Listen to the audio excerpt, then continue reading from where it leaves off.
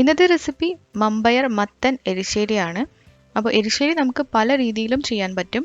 ഞാനിപ്പം ഈ കറി ഉണ്ടാക്കാൻ വേണ്ടി 1/2 കപ്പ് മമ്പയറാണ് എടുത്തിരിക്കുന്നത്. ഒന്ന് പെട്ടെന്ന് വെന്ത് കിട്ടാൻ വേണ്ടിയിട്ട് ഇത് നന്നായി വാഷ് ചെയ്ത ശേഷം 1 മണിക്കൂർ വെള്ളത്തിൽ കുതിരാനായി വെച്ചിരുന്നു. വെള്ളത്തിൽ കുതിർത്ത് വെച്ചാൽ പയർ പെട്ടെന്ന് തന്നെ വെന്ത് കിട്ടും. അങ്ങനെ 1 മണിക്കൂർ കുതിർത്ത് വെച്ച പയറാണിത്. എനിക്ക് കിട്ടിയത് പെട്ടെന്ന് വെന്ത് വരുന്ന ടൈപ്പുള്ള പയറാണ്. അതുകൊണ്ട് 1 മണിക്കൂറേ കുതിർക്കാൻ വേണ്ടി വെച്ചിട്ടുള്ളൂ. കുക്കിംഗ് ടൈം കൂടുതൽ വേണ്ട ഇതേപോലത്തെ പയറും നമുക്ക് കിട്ടാറുണ്ട് ചിലപ്പോൾ. അപ്പോൾ അതിനനുസരിച്ച് 1-2 മണിക്കൂറൊക്കെ ഒന്ന് വെള്ളത്തിൽ കുതിർത്ത് വെക്കാൻ നോക്കുക. ഈ മമ്പയർ അല്ലാതെ ചെറുപയറും മത്തനും കൂടി യൂസ് ചെയ്തിട്ടുള്ള എരിശ്ശേരി വീഡിയോ ഞാൻ മുന്നേ പോസ്റ്റ് ചെയ്തിട്ടുണ്ട്. അപ്പം ആ രീതിയിലും നമുക്ക് ചെയ്തെടുക്കാവുന്നതാണ്. ഈ ഒരു പീസ് മത്തങ്ങയാണ് ഞാനിപ്പം ഈ കറിക്ക് വേണ്ടി എടുക്കുന്നത്. ഇത് അധികം മൂപ്പുള്ള മത്തനല്ല, അതുകൊണ്ടാണ് ഈ ഒരു ലൈറ്റ് ഷെയ്ഡിലുള്ളത്. നമുക്കിനി ക്ലീൻ ചെയ്തെടുക്കാം. ഞാനിതിൻ്റെ തോട് കളയുന്നുണ്ട്. അപ്പോൾ തോട് കളയണം നിർബന്ധമൊന്നുമില്ല. ഈ തോടോട് കൂടിയും മത്തൻ കറിയിലേക്ക് ഇട്ട് കൊടുക്കാം. മത്തൻ ഇതാ ഈ ഒരു വലുപ്പത്തിലാണ് കട്ട് ചെയ്തെടുത്തത്. മത്തങ്ങ എന്തായാലും പെട്ടെന്ന് വെന്ത് വരുന്ന ഒരു ഐറ്റമാണ്. ഇനി നമുക്കിത് വേവിച്ചെടുക്കണം. അതിനുവേണ്ടി ഞാൻ കുക്കറിലേക്ക് ഇട്ട് കൊടുക്കുകയാണ്. ഈ മമ്പയറും മത്തനും ഒരുമിച്ചാണ് വേവിച്ചെടുക്കുന്നത്. ആദ്യം മമ്പയർ ഒന്നും കൂടി വാഷ് ചെയ്ത ശേഷം ഇട്ട് കൊടുക്കാം. ഇതിലേക്ക് നമുക്കിനി പൊടികളൊക്കെ ചേർത്ത് കൊടുക്കാം. 1/2 ടേബിൾ സ്പൂൺ മുളക് പൊടി ചേർത്തിട്ടുണ്ട്. പിന്നെ ഒരു 1/2 ടീസ്പൂൺ മഞ്ഞൾപ്പൊടിയും കൂടി ചേർത്തു. ഇതിലേക്ക് ആവശ്യമായ ഉപ്പും കൂടി ഇട്ട് കൊടുക്കാം. ഈ പയറും മത്തനും ഒക്കെ വെന്ത് വരാൻ ആവശ്യമായ വെള്ളം ഒഴിക്കാം.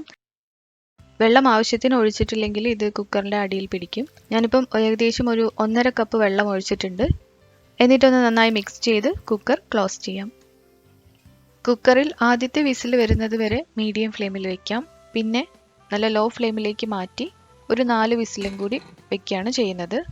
എന്നാലേ നമ്മൾ പയർ നന്നായിട്ട് വെന്ത് വരുള്ളൂ. ഈ ഒരു കറിക്ക് പയർ കുറച്ച് വെന്ത് പോയാലും കുഴപ്പമൊന്നുമില്ല. പയറൊക്കെ വെന്ത് വരുന്ന സമയം കൊണ്ട് ഈ കറിയിലേക്ക് ആവശ്യമായ തേങ്ങ അരച്ചെടുക്കാം. 1/2 കപ്പ് തേങ്ങയാണ് മിക്സിയുടെ ജാറിലേക്ക് ഇട്ട് കൊടുക്കുന്നത്. ഒരു പച്ചമുളക് ചേർത്തിട്ടുണ്ട്. അത് ഓപ്ഷണലാണ്, വേണ്ടെങ്കിൽ ചേർക്കണ്ട. ഇതിലേക്ക് 1/2 ടീസ്പൂൺ ജീരകം കൂടി ചേർത്തു. ഇനി ഈ തേങ്ങ അരച്ചെടുക്കാൻ ആവശ്യമായ വെള്ളം കൂടി ചേർത്ത് നന്നായിട്ട് അരച്ചെടുക്കാം. മീൻ കറിയിലേക്കൊക്കെ അരയ്ക്കുന്ന പോലെ അങ്ങ് ഒത്തിരി പേസ്റ്റാക്കി അരയ്ക്കണ്ട. എന്നാലും തേങ്ങയൊന്ന് നന്നായിട്ട് അരഞ്ഞു കിട്ടണം. ഇനി ഈ കുക്കറിൻ്റെ വിസിൽ പോയ ശേഷം നമുക്കിതൊന്ന് ഓപ്പൺ ചെയ്ത് നോക്കാം. പയറൊക്കെ നന്നായിട്ട് വെന്തിട്ടുണ്ട്. ഒഴിച്ചു കൊടുത്ത വെള്ളമൊക്കെ കറക്റ്റായിരുന്നു.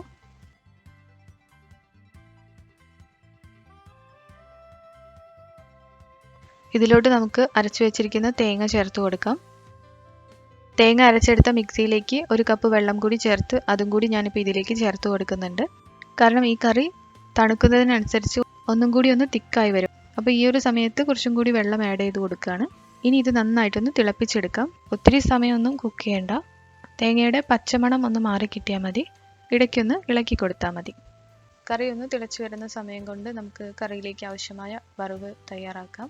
ഇതിനു വേണ്ടി മറ്റൊരു പാൻ ചൂടാക്കാൻ വെച്ച് അതിലേക്ക് ഒരു 3 ടേബിൾ സ്പൂൺ വെളിച്ചെണ്ണ ഒഴിച്ചു കൊടുത്തു. അതിലേക്ക് 1/2 ടീസ്പൂൺ കടുക് ചേർത്തു. കടുകൊന്ന് പൊട്ടി വന്നാൽ ഇതിലേക്ക് 2 വറ്റൽ മുളകും കൂടി ചേർത്ത് കൊടുക്കാം. ഇനി ഇതിലേക്ക് കുറച്ച് തേങ്ങ ചേർത്ത് കൊടുക്കുന്നുണ്ട്. 1/2 കപ്പ് തേങ്ങയോളം ചേർത്തിട്ടുണ്ട്. ഇനി ഈ തേങ്ങയൊന്ന് നന്നായിട്ട് വറുത്തെടുക്കണം. ഒരു ലൈറ്റ് ബ്രൗൺ കളർ ആകുന്നത് വരെ. തേങ്ങ ഒട്ടും കരിഞ്ഞു പോവാത്ത രീതിയിൽ വറുത്തെടുക്കണം. ലോ ഫ്ലെയിമിൽ വെച്ചിട്ട് കണ്ടിന്യൂസ് ആയിട്ട് ഇങ്ങനെ ഇളക്കി കൊടുത്താൽ മതി. എരിശ്ശേരിയിലേക്ക് എപ്പോഴും തേങ്ങ കുറച്ച് അധികം തന്നെ വറുത്തെടുക്കണം. തേങ്ങ കൂടുതൽ വറുത്ത് ചേർക്കുന്നതിനനുസരിച്ച് നല്ല ടേസ്റ്റ് ആയിരിക്കും കറിക്ക്. കറി തിളച്ച് വരുന്ന സമയത്ത് ഉപ്പിൻ്റെ അളവൊക്കെ നോക്കിയിട്ട് ആവശ്യമാണെങ്കിൽ കൂടുതൽ ചേർത്ത് കൊടുക്കാം. ഇപ്പോൾ ഇത് നന്നായിട്ട് തിളച്ച് വന്നിട്ടുണ്ട്. ഈ കറി വേണമെങ്കിൽ നമുക്ക് ഇനിയും നന്നായിട്ട് വറ്റിച്ചെടുക്കാം.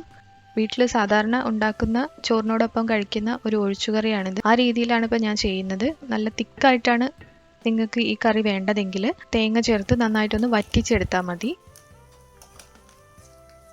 കുറച്ച് തേങ്ങ ആയതുകൊണ്ട് പെട്ടെന്ന് തന്നെ നമുക്ക് വറുത്തെടുക്കാൻ പറ്റും.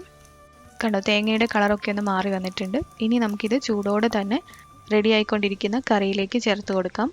ഇങ്ങനെ ഇത് ഒഴിച്ചു കൊടുക്കുന്ന സമയത്ത് കുറച്ചൊന്ന് മാറി നിന്നിട്ട് ഒഴിച്ചു കൊടുക്കുക, അല്ലെങ്കിൽ നമ്മുടെ മേലേക്കൊക്കെ തെറിക്കാനുള്ള ചാൻസ് ഉണ്ട്. കുറച്ച് മത്തൻ്റെ പീസസ് ഒക്കെ ഞാനൊന്ന് ഉടച്ചു കൊടുക്കുന്നുണ്ട്. ആ മത്തൻ്റെ ടേസ്റ്റും കൂടി ഈ കറിയിലേക്ക് കിട്ടണമെങ്കിൽ കുറച്ച് മത്തൻ്റെ പീസസ് ഒന്ന് ഉടച്ചു കൊടുക്കണം. എരിശ്ശേരി റെഡിയാണ്. ഇത് സദ്യയുടെ കൂടെ കഴിക്കാനാണെങ്കിൽ കുറച്ചും കൂടി ഒന്ന് തിക്കാക്കി എടുത്താൽ മതി. ഇനി മറ്റൊരു സദ്യ റെസിപ്പിയുമായി വരാം. Thank you.